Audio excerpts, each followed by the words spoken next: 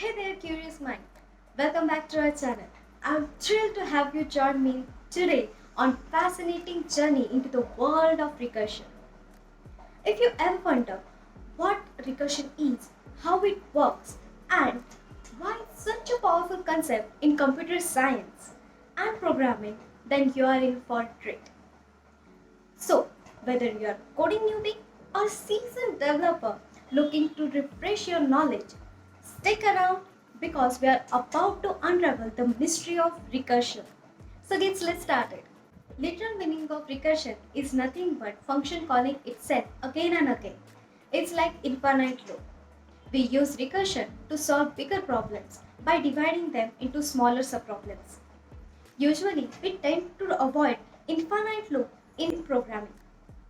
Then, why use such an approach in the first place?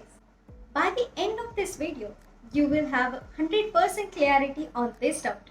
So, make sure you will watch this video till the end. Please watch next video and try to observe what's happening in it.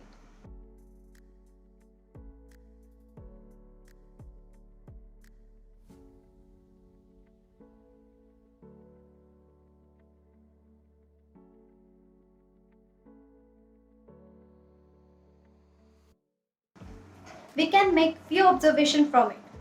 First, there are smaller dots in bigger dots. Second, after smallest dot, dots cannot open further. This is not infinite loop because of our second observation. Similarly, we will have a condition that helps us to prevent infinite loop in recursion. It's called base case and exit condition. Let's take very simple example of adding sum of n natural numbers. How can we make smaller subproblems out of it? We can write it like this: sum of n equals to sum of n minus 1 plus 1. So this is how we divide bigger problem into smaller subproblems. This is part of our main logic for this function. Whenever you want to write a recursive function, you follow certain steps. Let's see the steps and see how it's gonna help us. First, assumption. Assume your code is always gonna work. Second, the main logic which solve our bigger problems. And third, the exit condition when our recursive function should stop. The exit function is the case when our main logic won't work. Let's try to write down pseudocode for this function using these steps. We'll create a method called sum that will receive n as a number. In the method, we will write our steps. First, assumption. We assume this method will return sum of n numbers. Second, main logic will return sum n minus 1 plus n.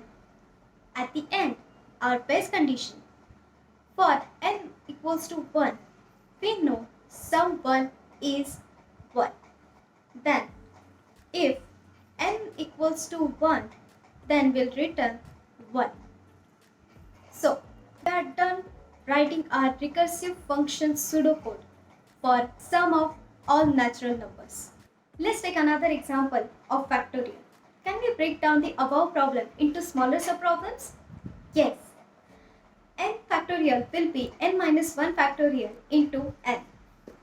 Now, let's follow our steps.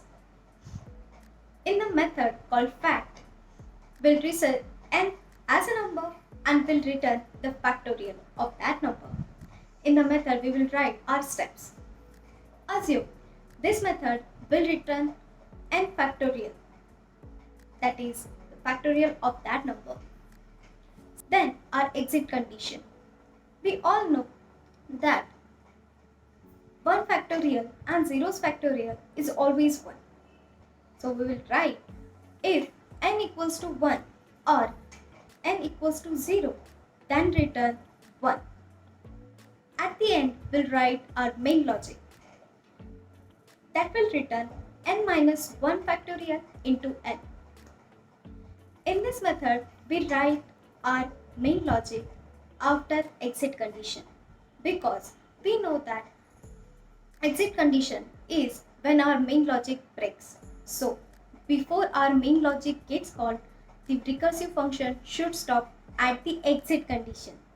So you understand now how we should write our steps. Let's take another popular example, Fibonacci series. In Fibonacci, any term is a sum of previous two terms. The problem statement is write a function that will return nth Fibonacci number. Can we say that nth Fibonacci number is nothing but the sum of previous two Fibonacci numbers in the series? Yes. So, fib n will be fib n minus 1 plus fib n minus 2. That's it. Our main logic is ready.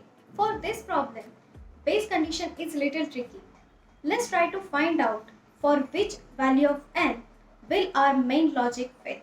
Let's take n as a 2 to exit our recursive loop. Fib 2 equals to fib 1 plus fib 0.